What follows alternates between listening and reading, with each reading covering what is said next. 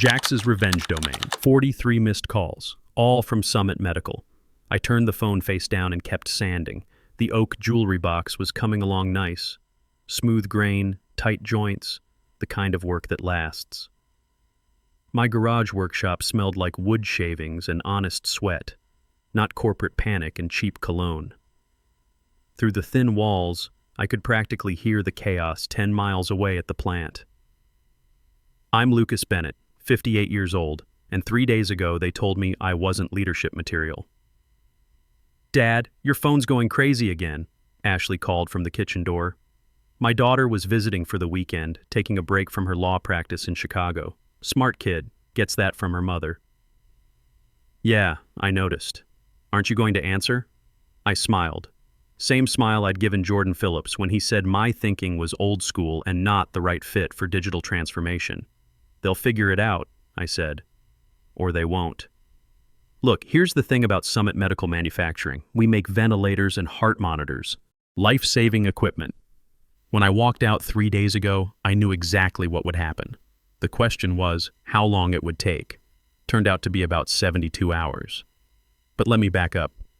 Monday morning, I was sitting in Jordan Phillips's glass office that looked like it belonged in Silicon Valley, not Milwaukee. Jordan's 35, Stanford MBA, brought in 6 months ago as CEO with big ideas about disrupting medical devices. Wears designer jeans to board meetings, never worked a day on a production floor in his life. My application for chairman of the board sat between us like a dead fish. The position opened when Henry Morrison retired after 40 years. I'd been running operations for 15 years, knew every machine, every process, every worker by name, built the quality systems that got us through FDA audits, designed the safety protocols that kept our injury rate below industry average for 8 straight years. Jordan skimmed my application like a grocery list. "Look, Lucas," he said, "you're reliable, solid, but we need fresh thinking at the board level." Fresh thinking about what? Automation, AI integration, predictive analytics. Each word came out like magic. You're old school thinking. Great for status quo, but we need vision. Old school thinking. That hit different than I expected. "What about my track record?" I asked. "Milwaukee facility has the highest efficiency ratings in the company." Jordan leaned back in his leather chair that cost more than most of my guys make in a month. "Exactly why we need you where you are. You execute perfectly. But execution isn't leadership. You know what? Something just clicked off inside me, like a breaker switching. 15 years I'd been the guy who made things work. When the FDA showed up unannounced, I handled it. When Machine 7 started throwing contamination alerts, I fixed it. When new regulations came down, I rewrote our procedures to comply. But execution isn't leadership. Right, we're giving the board seat to Cameron Brooks, Jordan continued. Cameron was 31, McKinsey consultant, been with us exactly 4 months. He understands digital integration, supply chain optimization. I nodded, thanked him for his time, walked out. Didn't go back to my office, went straight to my truck, sat there watching the day shift heading home, lunchboxes in hand, wondering if their jobs would survive Jordan's transformation. That's when I made the call. Pulled out my laptop right there in the parking lot and typed up my resignation, effective immediately. No 2 weeks notice, no transition period. Here's what Jordan didn't understand. He saw Senior Operations Director on my business card and figured I pushed papers. He had no clue I was the only person who understood our regulatory compliance system, the only one who knew why Machine 7 needed recalibration every 72 hours, why the humidity controls in Clean Room B had to be manually adjusted during Wisconsin winters. Summit Medical isn't some software startup where you can move fast and break things. In medical device manufacturing, breaking things kills people. I'd spent 15 years building systems to prevent that. Not fancy AI systems. Just solid processes that worked. The morning after I quit, I got up at my normal time, made coffee, headed to the workshop instead of the plant. Had projects to catch up on. The jewelry box for Ashley. A bookshelf for my neighbor Nicole Bennett Parker, who works double shifts as a nurse and deserves something nice. Simple, honest work. Felt good in my hands. Meanwhile, things started falling apart faster than Jordan probably thought possible. First crisis hit around 10 a.m. Midwest Healthcare Systems was scheduled for quality inspection on their latest ventilator order. $2.8 million contract. The inspection failed. See, I'd always handled those personally. Knew which QC techs were thorough, which ones cut corners. Knew which production lots had tight tolerances, which ones needed extra testing. Without me there to guide it, they sent subpar units. By lunch, Cameron Brooks was calling, then showing up at my house. "Lucas, we need your input on the Midwest situation," he said, standing on my porch in a suit worth more than my truck payment. "I don't work there anymore. Come on, be reasonable. Just a quick consultation." I looked at this kid who'd gotten my board seat because he understood digital integration. Probably never assembled a medical device in his life. "You know what, Cameron? You're absolutely right. You should handle this. Good experience for board-level leadership." He left looking confused. I went back to my oak jewelry box. The wood didn't lie, didn't play politics, didn't care about digital transformation. Just needed patient, skilled hands to bring out its best. Funny thing about wood, if you rush it, force it, try to make it something it's not, it breaks. But if you understand its nature, work with its grain, it becomes something beautiful that lasts forever. Unlike some management strategies I could mention. Day 2 brought bigger problems. Day 2 brought the real fun. Our FDA compliance audit was scheduled for Friday. Every medical device manufacturer gets these surprise visits, but we'd known about this one for months. I'd been preparing since January, updating documentation, training supervisors on new regulations, making sure every process met current standards. Without me? Well, let's just say things got interesting fast. Jordan called me directly this time, around 2 p.m. "Lucas, I know we had some differences, but we need your help with the FDA audit." "Differences?" I laughed. "Jordan, you told me my thinking was obsolete. Figure it out with your fresh perspective. Don't be petty about this. People's jobs are at stake." That one hit different. He was right about the jobs. If we failed the FDA audit, Summit Medical could lose its manufacturing license. 300 people out of work in a town still recovering from the last plant closure. But here's the thing. I wasn't being petty. I'd offered Jordan my knowledge, my experience, my loyalty. He'd chosen Cameron Brooks and his McKinsey playbook instead. "The documentation you need is all in the quality management system," I told him. "Cameron should be able to navigate it. He understands modern systems, right?" Look, those documents were complete. 400 pages of procedures, cross-references, regulatory updates. I'd written most of them over 15 years, updating every time FDA requirements changed. Accurate, thorough, but they weren't designed for someone who'd never used them. It's like handing someone a repair manual for a machine they've never seen. The information's all there, but good luck finding what you need when everything's on fire. By Wednesday night, panic was setting in. The FDA inspector was arriving Friday at 8 a.m. for a 3-day audit that would determine whether Summit kept its license. Jordan had spent Tuesday night trying to decode my documentation. Cameron brought in outside consultants who didn't understand our specific processes. My phone started ringing at 6 a.m. Thursday. Jordan, Cameron, plant manager, even some guys from the floor who had my personal number. I let them all go to voicemail while I worked on Nicole's bookshelf. Solid maple, traditional joinery, the kind of construction that doesn't need fancy hardware to hold together. Ashley was still visiting, working from my kitchen table. "Dad, they seem pretty desperate. Seems that way. You going to help them?" I thought about it while I watched her type. She was 29, built a successful practice by being tougher and more prepared than older guys who underestimated her. She understood what it felt like to be dismissed. "What would you do?" I asked. She stopped typing, looked at me. "I'd make them understand what they lost, but I wouldn't let innocent people suffer for their stupidity. Smart kid, gets that from her mother." At 2 p.m. Thursday, a black sedan pulled into my driveway. Not Cameron this time. Hunter Davis, president of our parent company. Hunter was maybe 10 years older than me, started in manufacturing before moving into executive roles. One of the few corporate guys who still understood factory floors. "Lucas," he said when I opened the door, "we need to talk." I poured coffee. We sat at my kitchen table like old friends. Which we were, in a way.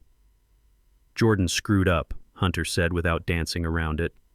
"The board's going to fail its FDA audit tomorrow, and he doesn't know how to fix it." That's unfortunate. Don't bullshit me, Lucas. You know what happens if we lose our license. Those aren't just jobs. They're careers, families. He was right. I knew most of those people personally. Tom Williams, 54, running quality control for 12 years. Rita Santos, single mother, assembly line 3 for 8 years. Good people who showed up every day, did their jobs right. What do you want from me, Hunter? Come back. Not as senior operations director, as chairman of the board, full authority over plant operations. Report directly to me, not Jordan. He slid a folder across the table. Formal offer letter, salary 75% higher than what I'd been making. Benefits, stock options. And the title I'd been denied 3 days earlier. What about Cameron Brooks? He'll be reassigned. Jordan too, probably, once the board meets next week. I read through the offer carefully, everything I'd wanted, and more, but something felt off. Why now, Hunter? What's different between today and Monday? He smiled, but it wasn't happy. Monday, we thought Jordan was right about needing fresh blood. Today, we're facing shutdown that could cost us 50 million and 300 jobs. Amazing how priorities change. I closed the folder, pushed it back. I need to think about it. Lucas, the audit starts tomorrow morning. Then you better hope Jordan's fresh thinking is up to the challenge. Hunter left looking like he'd swallowed glass. I went back to the workshop but couldn't concentrate. Ashley found me there around dinner, staring at half-finished cabinet. You're going back, she said. Not a question. Haven't decided. Dad, you built that place. Literally. You designed half the safety systems, trained half the supervisors. You can't let it die because one guy was too stupid to appreciate what he had. She was right. But it wasn't about Summit Medical anymore. It was about precedent. About what happens when companies treat experience like a liability instead of an asset. If I go back, nothing really changes, I said. They'll use my knowledge to pass the audit, then find another young hotshot to replace me. So make sure that can't happen. I looked at her. How? You're a lawyer's daughter, Dad. Think like one. Make them put guarantees in writing. Long-term contract. Succession planning you control. Don't just save their asses. Make sure they can't kick you to the curb again. You know what? Smart kid. Definitely gets that from her mother. That night I called Hunter back. I'll take the position. But I have conditions. Name them. 5-year contract, guaranteed. Full hiring authority for 3 department head positions. And I want control over all training and knowledge transfer programs. Done.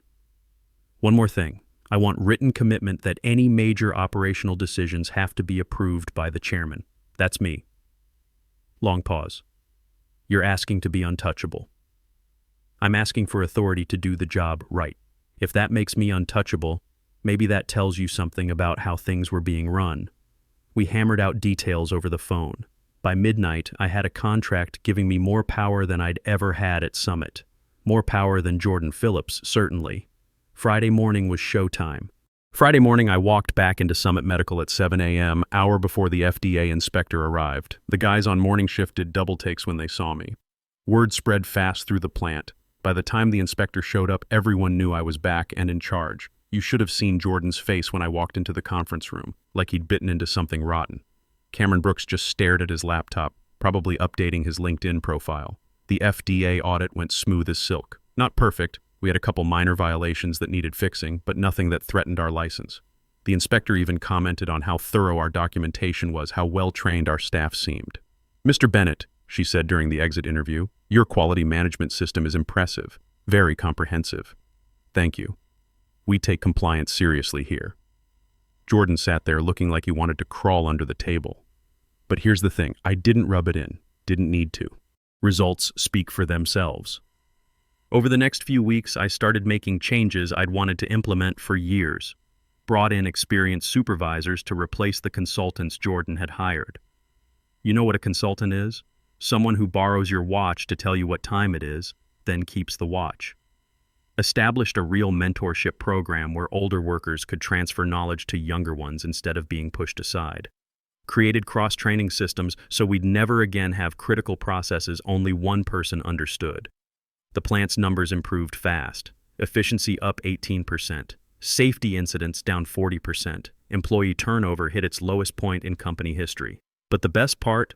Watching guys like Tom Williams get promoted to quality manager. Rita Santos became line supervisor. Young techs fresh out of school started coming to me for advice, and I actually had time to give it. 6 months later, Jordan Phillips resigned to pursue other opportunities. Translation. The board kicked his ass out. Cameron Brooks got transferred to some paper-pushing role at corporate where he couldn't break anything important. Hunter Davis sent me a bottle of good bourbon with a note. Thanks for saving our bacon. You know what, though? The real satisfaction came from smaller things. Walking the floor and seeing processes running smooth.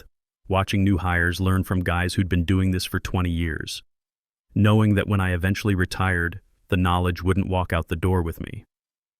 Ashley visited for Thanksgiving, found me in the workshop finishing a dining room table I'd been planning for months. You look different, Dad, she said. How so? Content. Like you're exactly where you're supposed to be. I thought about that while I applied final coat of finish to the oak surface. She was right. For the first time in years, my experience mattered. The knowledge I'd built up over 15 years was being used to create something lasting instead of just keeping problems from reaching someone else's desk. You know what's funny? I told her. Jordan was partly right. Manufacturing is changing. Automation, digital systems, all that. But someone still needs to understand how the fundamentals work before you can improve them. And that someone is you. That someone is anyone with experience. Anyone who's seen what works and what doesn't. Anyone old school enough to remember the goal isn't to disrupt everything, it's to make things better. Monday morning, I got a call from a headhunter, another company, looking for someone to turn around their operations. Big salary, stock options, all the usual carrots. I listened politely, told them I wasn't interested. Why not? The guy pressed. It's a significant opportunity. I looked out my office window at the production floor. Tom Williams was training 2 new quality control techs. Rita Santos was explaining safety protocols to temp workers. Machines hummed along because someone took time to maintain them properly. I'm exactly where I need to be, I told him. Here's what I learned about revenge. The best kind isn't getting even. It's building something so solid nobody can tear it down, even when you're not there to hold it up. Young managers ask me about leadership now. I tell them what I told Cameron before he left. Leadership isn't about having the newest ideas. It's about understanding which old ideas still work, which new ideas might work better, and having wisdom to know the difference. That's not old school thinking. That's just thinking, period. The workshop's quieter in the evenings now. Ashley moved back to Milwaukee, bought a house near mine. Sometimes she stops by after work, helps me with projects while she tells me about her cases, and I tell her about the plant. Think you'll retire soon? She asked last week, helping me sand a chair for her new place. Maybe in a few years, when everything's running like it should. What does that look like? I thought about it, watching smooth wood grain emerge under sandpaper. Looks like a place where experience matters as much as innovation, where guys who built something don't get pushed aside for guys who want to tear it down and start over. Sounds like you've already built that. Maybe I have. Or maybe I'm still building it one piece at a time. Either way, I'm not going anywhere. Not until I'm good and ready. And definitely not because some 35-year-old with an MBA thinks my thinking's too old school. These days, I prefer to think of it as battle-tested. But the story's not quite over yet. There's one more thing that happened, something that really drives the point home about what all this was really about. About a year after I came back, I got a call that made everything crystal clear. It was from Dana Morrison at Executive Talent Search. Professional voice, the kind that never reveals too much. Mr. Bennett, I wanted to inform you that a position has opened following Jordan Phillips' departure from his current role. We're compiling recommendations for his replacement. I just listened to the dead air at the end of the message. Jordan had lasted exactly 8 months at his new company before they showed him the door. Turns out disrupting a precision manufacturing company doesn't work when you don't understand what they actually manufacture. There was no satisfaction in it, no flash of triumph, just quiet confirmation of what I'd known all along. Some lessons can only be learned the hard way. I deleted the voicemail and went back to reviewing applications for our new leadership development program. 15 women and men from across departments asking to join the mentorship initiative we'd built. Assembly workers, QC techs, maintenance staff. Each application carried the same thread of hope I'd felt years ago, but never had the chance to express. These weren't people looking for quick promotions or fancy titles. They were folks who understood that real leadership meant building something that lasts. That evening, I stayed late reading through applications. The office fell quiet around me, city lights starting to twinkle through the windows. For the first time in years, I didn't feel the weight of holding everything together by myself. I selected the first group for interviews and marked training sessions on my calendar. As I closed my laptop, the silence felt different. Not empty, but peaceful. Leadership material, I said quietly to myself. Words that had once stung like ice. It's not something they grant you. It's something you prove by standing up once and never sitting back down. The next Monday brought news that surprised everyone, including me. The parent company wanted to implement the Bennett method across all their facilities. Turns out our efficiency numbers and safety record had caught attention at the highest levels. Hunter Davis called me into his office, grinning like he'd won the lottery.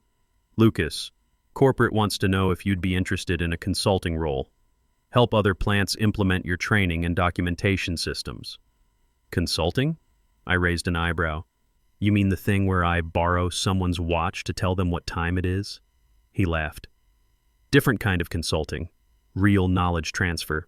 Taking what you've built here and helping other facilities do the same." The offer was tempting. Good money, travel, chance to impact thousands of workers across the company. But something about it felt wrong. "I appreciate the offer, Hunter, but I'm exactly where I need to be." "You sure? This could be a significant career move." I looked out the window at our production floor. New employees were going through orientation, learning not just what to do, but why it mattered. Experienced workers were leading training sessions, sharing knowledge they'd accumulated over decades. "You know what's a significant career move?" I said. "Building something that works so well other people want to copy it. We've done that right here." Hunter nodded slowly. "Fair enough. But the offer stands if you change your mind." That weekend, Ashley and I were working in the shop together. She was helping me finish a rocking chair for her neighbor's new baby, her first attempt at serious woodworking. "Dad, can I ask you something?" "Shoot. Do you ever wonder what would have happened if you hadn't quit that day?" I thought about it while watching her smooth out a rough spot on the chair's arm. Probably would have stayed in the same spot for another 10 years. Watching everything I built get slowly dismantled by people who didn't understand it. But you would have had job security. There's no security in being taken for granted, sweetheart. Real security comes from being too valuable to lose and too smart to be fooled twice. She smiled at that. "Is that what you tell the people in your leadership program?" "Part of it. Mostly, I tell them what my dad told me when I was starting out. Son, make yourself so good at what you do that they can't ignore you, so reliable they can't replace you, and so valuable they can't afford to lose you." Sounds like good advice. It is.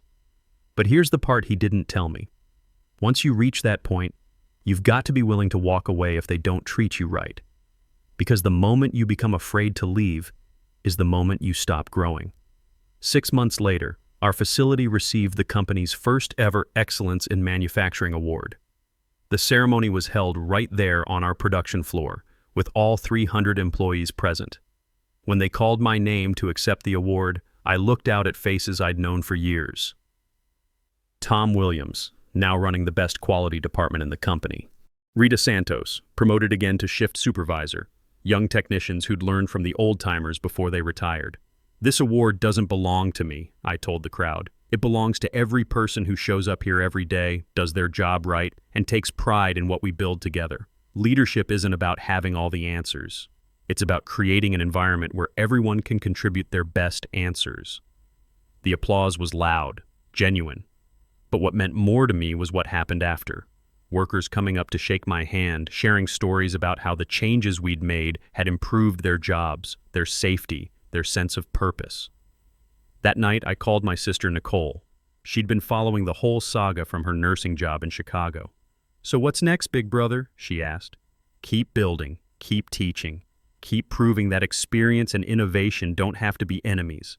And if another young hotshot shows up with big ideas," I laughed, "then I'll teach them the difference between disruption and improvement. And if they won't listen, well, I know how to walk away now." Funny how things work out. You spend 15 years building something, get told it's not worth much, walk away, and watch it fall apart without you. When they come begging you to fix what they broke, you realize you were never the problem. You were always the solution. They just took too long to figure it out. That's not revenge. That's just gravity. And gravity, like good craftsmanship, always wins in the end. These days, when I walk through the plant, I see something that'll outlast me. Systems that work. People who understand not just what they're doing, but why it matters. Knowledge being passed down instead of walking out the door. That's leadership material. Not the fancy kind they teach in business school, but the real kind that gets built one day, one decision, one person at a time. And you know what? It feels pretty damn good to be old school after all, because here's the truth. They don't teach in business school. In a world obsessed with the next big thing, the guy who actually knows how things work will always be the last man standing. They can call it old school all they want. I call it irreplaceable.